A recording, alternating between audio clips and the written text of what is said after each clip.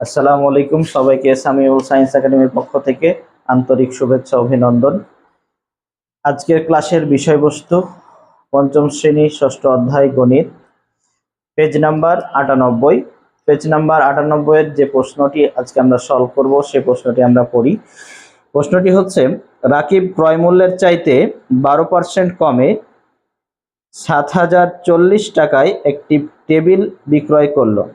টেবিলটির ক্রয় মূল্য কত ছিল সেটা আমাদের কাছে জানতে চেয়েছে। তাহলে আমাদেরকে যে জিনিসটি বুঝতে হবে সেটি হচ্ছে লাভ কোনটা এবং লস কোনটা। তাহলে লাভ সমান হচ্ছে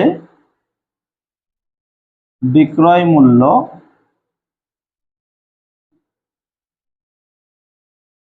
বেশি, ক্রয় মূল্য কম। লস হচ্ছে ক্রয় মূল্য বেশি,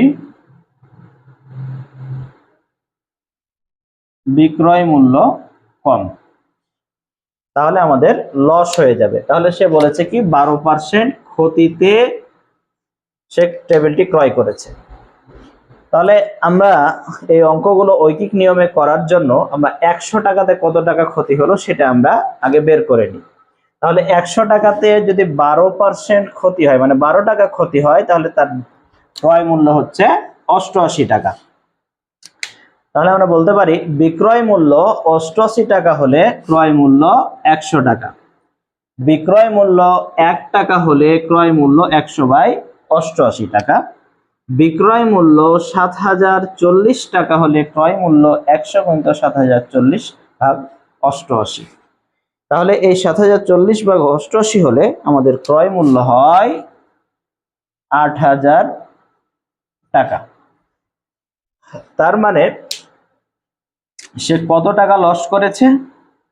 এই লসটা আমরা বের করতে গেলে আমরা এই 8000 থেকে 7040 যদি বাদ দিই তাহলে আমরা বুঝে নেব।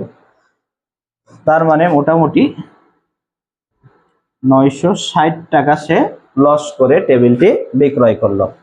আচ্ছা, এবার 98 পৃষ্ঠার আরেকটি অঙ্ক দেয়া আছে। কাসেম একটি গরু ক্রয় করে 22% লাভে, গরু ক্রয় করে 22% লাভে 85,400 টাকায় বিক্রয় করলেন। গরুটির ক্রয় মূল্য কত? তাহলে 85,400 টাকায় বিক্রয় করেছে। এখন তার ক্রয় মূল্যটা আমরা বের করব।